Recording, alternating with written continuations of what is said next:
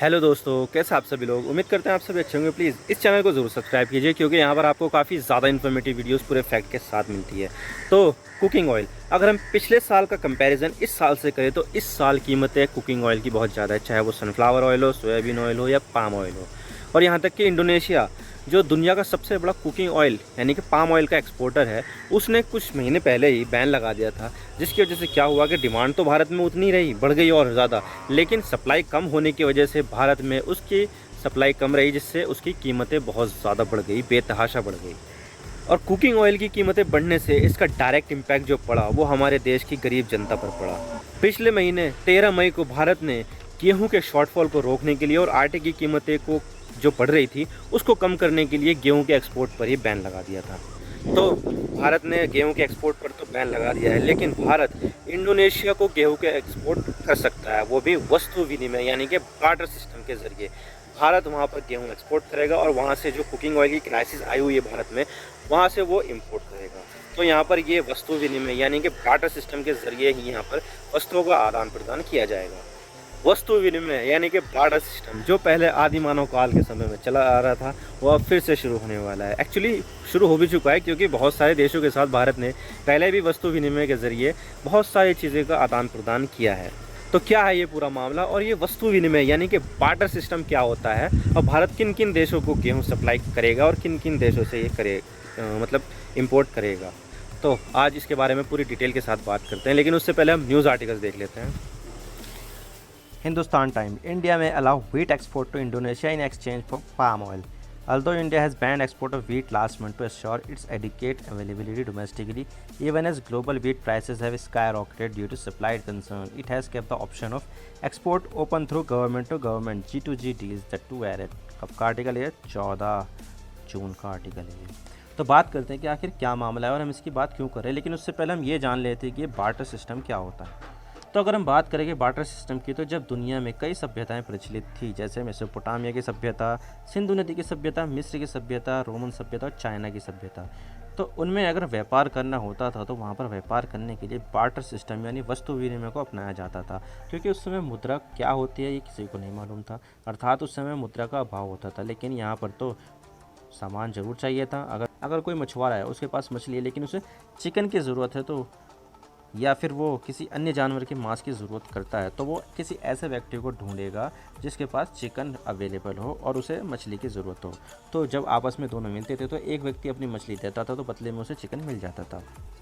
इसी प्रकार से अगर किसी के पास ऑरेंज फ्रूट है लेकिन उसे केला चाहिए, तो वो अपने ऑरेंज के बदले में केला ले लेता था। तो इसी चीज़ को वस्तु विनिमय अर्थात बास्टर सिस्टम कहते हैं। लेकिन इसमें मुद्रा का प्रयोग ना करके सामानों को ही आपस में एक्सचेंज किया जाता था। और जो चीज़ उस समय कमोडिटी मनी के रूप में ज़्यादा प्रचलित थी वो थी, बहुत सारी ऐसी चीज़ें हैं जैसे कि अल्कोहल है, कोकोआ बीन है यानी कि कॉफ़ी के बीन, कॉपर है, तांबा, गोल्ड है, सिल्वर है, सी शेल्स हैं, टोबैको है, साल्ट है और टी है।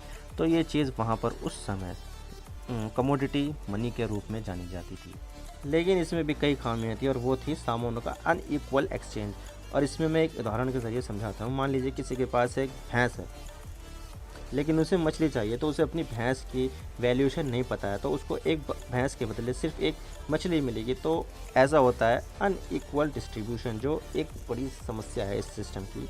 और इसी को टैकल करने के लिए एक ऐसी चीज़ की ज़रूरत हुई जिसके ज़रिए वस्तुओं का सही मूल्यों को पता चल सके। फिर शुरुआत हुई मुद्रा की। पहले की मुद्रा को सिक्का या नोट नहीं था, बल्कि कुछ सामानों की ही मुद्रा मान लिया जाता था, कुछ सामानों को ही। जैसे कि सबसे शुरुआत में बार्टरिंग होती थी, फिर साल्ट को मुद्रा मान लिया जाता था, फिर ब्रॉन्ज कास्टिंग यानी कि कुछ जो ब्रॉन्ज थी उसको कास्टिंग करके कुछ ऐसे बना दिया जाता था, आकृति हथौड़ा बना दिया, कुछ पत्थर बना दिया, कुछ बना दिया, उसके ज़रिए ब्रॉन्ज कास्टिंग को ही मुद्रा मान लिया जाता था। फिर आए कॉइन्स, और फिर उसके बाद आए पेपर मनी जो नोट लेके चलते हैं हम, वही। फिर होता है इलेक्ट्रॉनिक्स पेमेंट, जो यूपीआई वगैरह करते हैं, भीम यूपीआई, एनईएफटी करते हैं, आरटीजीएस करते हैं, ये इलेक्ट्रॉनिक पेमेंट हो गया। और अब चल रहा है क्रिप्टो, जैसे बिटकॉइन हो गया, इथीरियम हो गया, डोज कॉइन हो गया, बहुत सारी चीज़ पेमेंट के मैकेनिज़्म चल रहे हैं। तो ये होता है बार्टर सिस्टम, जो पहले की सभ्यताओं में चलन में था। सामान एक से लिया और दूसरे को उसकी ज़रूरत के हिसाब से सामान दिया, कोई मनी का एक्सचेंज नहीं होता था। और अब बात करते हैं कुकिंग ऑयल की। तो कुकिंग ऑयल आप समझ लीजिए भारतीय खाने का एक इंटीग्रल पार्ट है और बिना तेल के भारतीय खानों में मज़ा नहीं आता है। लेकिन भारत में कुकिंग ऑयल की जितनी खपत है, भारत में उतना कुकिंग ऑयल पैदा नहीं होता है। भारत कुकिंग ऑयल के रूप में पाम ऑयल, सोयाबीन ऑयल और सनफ्लावर ऑयल को प्रेफर करता है और भारत अपनी ज़रूरतों का 56% से भी ज़्यादा कुकिंग ऑयल 7 देशों से इम्पोर्ट करता है और उसमें पाम ऑयल का शेयर सबसे ज़्यादा है। और भारत में टोटल पाम ऑयल का इंपोर्ट लगभग 90% तो सिर्फ 2 देशों से ही आता है, जो है मलेशिया और इंडोनेशिया, और आधे से ज़्यादा इंडोनेशिया से ही आ जाता है। तो इंडोनेशिया भारत के लिए एक बेहद ही इंपॉर्टेंट देश है। और इतना ही नहीं रूस और यूक्रेन, ये दोनों देश सनफ्लावर ऑयल के बहुत बड़े एक्सपोर्टर है। तो दुनिया में सनफ्लावर ऑयल का एक्सपोर्ट करते हैं और भारत भी इन दोनों देशों से सनफ्लावर ऑयल को इम्पोर्ट करता है। लेकिन इनमें दोनों देशों के बीच युद्ध हो जाने से दोनों देश सनफ्लावर ऑयल को एक्सपोर्ट नहीं कर पा रहे हैं। तो भारत देख लीजिए पाम ऑयल का कितना बड़ा इंपोर्टर है। 2020 का डेटा है, इंडिया सबसे बड़ा इंपोर्टर था। कितने? 5,119 मिलियन डॉलर, यानी कि लगभग 5 बिलियन डॉलर का तो इसने पाम ऑयल ये इंपोर्ट कर लिया था भारत ने। फिर आता है चाइना का नंबर लगभग 4 बिलियन डॉलर का, फिर पाकिस्तान 2 बिलियन डॉलर का, Netherland, Spain, Italy, USA, Kenya, Russia, Egypt, Vietnam. तो ये होते हैं सबसे बड़े पाम ऑयल के इंपोर्टर, जिसमें सबसे बड़ा नाम है भारत का। तो ये हुआ पाम ऑयल का एक्सपोर्ट। लेकिन यहाँ पर सनफ्लावर ऑयल में समस्या चल रही है, क्योंकि सनफ्लावर ऑयल के जो दो सबसे बड़े एक्सपोर्टर है उन दोनों तो लड़ रहे हैं, रूस और यूक्रेन। तो वहाँ से सप्लाई एडिकेट क्वांटिटी में आ ही नहीं रही है, तो यहाँ पर समस्या है। और इसके अलावा बात करें सोयाबीन ऑयल की, तो सबसे बड़ा प्रोड्यूसर साउथ अमेरिका है सोयाबीन का, और इस साल साउथ अमेरिका में सूखा आ गया है, जिसकी वजह से दुनिया भर के सोयाबीन की 50% सप्लाई डिसरप्ट हो जाएगी। और भारत भी अपने सोयाबीन की पूर्ति के लिए साउथ अमेरिकी देश अर्जेंटीना, ब्राज़ील जैसे देशों पर निर्भर है। तो ऐसे में जब कुकिंग ऑयल की सप्लाई में दिक्कत आ रही है, तो दुनिया भर के देश इंडोनेशिया की तरफ देख रहे हैं और सनफ्लावर ऑयल और सोयाबीन ऑयल के स्थान पर लोग पाम ऑयल की तरफ जा रहे हैं। तो ऐसे में इंडोनेशिया की वैल्यू और ज़्यादा बढ़ जाती है और इंडोनेशिया से सप्लाई भी बढ़ाने के लिए बातचीत कर रहे हैं ये देश। लेकिन ऐसा नहीं है कि सिर्फ भारत को ही इंडोनेशिया की ज़रूरत है, बल्कि इंडोनेशिया को भी ऐसे देशों की ज़रूरत है जहां से वो अपने गेहूं के इंपोर्ट को पूरा कर सके, क्योंकि यहां पर इंडोनेशिया दुनिया का सबसे बड़ा गेहूं का इंपोर्टर है। दुनिया भर के टोटल इंपोर्ट का 6.1% तो अकेले इंडोनेशिया ही कर लेता है।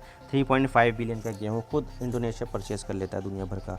फिर आता है नाइजीरिया, फिर China, Turkey, Egypt, Algeria, Italy, Bangladesh सबसे ज़्यादा इंडिया का गेहूँ इंपोर्ट करता है। Philippines, Japan, Brazil, Morocco, Mexico, Vietnam, south Korea. तो ये दुनिया के सबसे बड़े गेहूं के इंपोर्टर हैं, जिसमें सबसे बड़ा नाम इंडोनेशिया कहा जाता है। तो ऐसे में भारत को पाम ऑयल की ज़रूरत है और इंडोनेशिया को गेहूं की ज़रूरत है। तो दोनों देश यहाँ पर बार्टर सिस्टम के तहत ऐसा अरेंजमेंट करेंगे कि भारत अपना सरप्लस गेहूं इंडोनेशिया को एक्सपोर्ट करे और इंडोनेशिया भारत को पाम ऑयल की सप्लाई करे, ताकि यहाँ पर भारत को किसी भी तरह की पाम ऑयल की शॉर्टेज देखने को ना मिले। क्योंकि देखा जाए तो पाम ऑयल के प्राइस बढ़ने से भारत में महंगाई भी बढ़ रही है और महंगाई को कंट्रोल करना है तो पाम ऑयल की कंटिन्यू सप्लाई हमें चाहिए ही चाहिए। लेकिन सवाल ये आता है कि भारत ने तो गेहूं को एक्सपोर्ट पर बैन लगा दिया है, तो भारत गेहूं को कैसे एक्सपोर्ट कर सकता है? तो देखिए, भारत ने 13 मई को गेहूं के एक्सपोर्ट पर बैन लगाया था, लेकिन भारत ने एक कंडीशन रखी थी कि अगर कहीं पर फूड सिक्योरिटी की प्रॉब्लम होती है या गवर्नमेंट टू गवर्नमेंट डील होती है तो भारत गेहूँ एक्सपोर्ट करेगा। तो यहाँ भी गवर्नमेंट टू गवर्नमेंट डील होगी, जिससे भारत ज़रूरत के समय इंडोनेशिया को गेहूँ देगा और इंडोनेशिया ज़रूरत के समय भारत को पाम ऑयल देगा। और ये हुआ भारत का बार्टर सिस्टम के तहत ट्रेड, और इसके ज़रिए भारत अपने यहाँ पर पाम ऑयल की अच्छी अवेलेबिलिटी रखेगा ताकि किसी भी तरह की आगे कोई परेशानी ना आए। और अब वैसे भी इंडोनेशिया ने पाम ऑयल के एक्सपोर्ट से बैन हटा दिया है, तो अब दोनों देश अच्छे से व्यापार कर सकते हैं। मैं आपको भारत के साथ हुए लेटेस्ट बार्टर सिस्टम दिखा देता हूँ। तो यहाँ पर बहुत सारे अफ्रीकी देशों ने भारत के साथ बार्टर डील करने की कोशिश की थी। जैसे कि भारत को उन्होंने इनवाइट किया था कि आप आइए और हमारे यहाँ से कॉपर निकालिए, गोल्ड निकालिए, उसके बदले में हमारा जो इंफ्रास्ट्रक्चर है उसको थोड़ा सा बढ़िया कर दीजिए। तो यहाँ पर ऐसी डील की थी, लेकिन भारत ने अभी यहाँ पर कोई दिलचस्पी नहीं दिखाई है।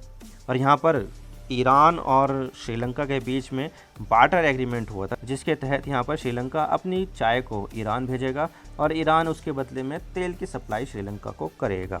तो ये हुआ था बार्टर एग्रीमेंट, जिसकी वजह से भारत के जो टी एक्सपोर्ट्स है उसमें थोड़ी सी प्रॉब्लम आ गई थी, क्योंकि भारत भी ईरान को टी का एक्सपोर्ट करता है। तो लेकिन अगर वहाँ पर भारत के स्थान पर ईरान श्रीलंका से ले लेगा तो भारत का तो एक्सपोर्ट कम हो जाएगा टी का। तो यहाँ पर थोड़ा सा भारत की थोड़ी चिंताएँ हो गई थी।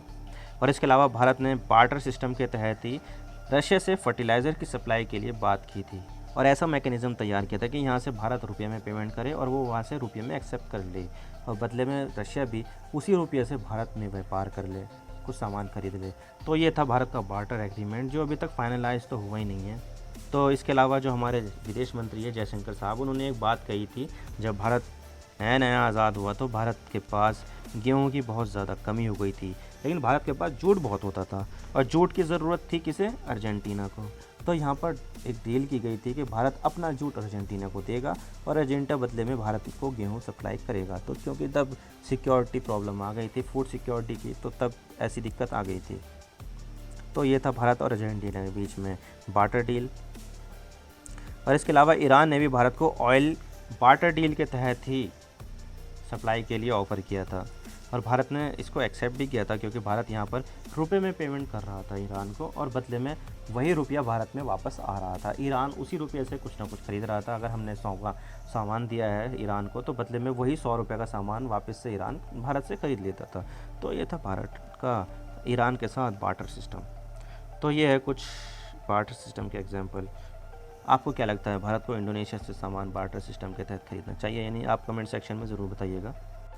आप मेरे इंस्टाग्राम पर भी जुड़ सकते हो। आप सिंपली जाइए इंस्टाग्राम में और सर्च कीजिए I_इमरान सिद्दीकी और आप मुझे फॉलो कर सकते हैं।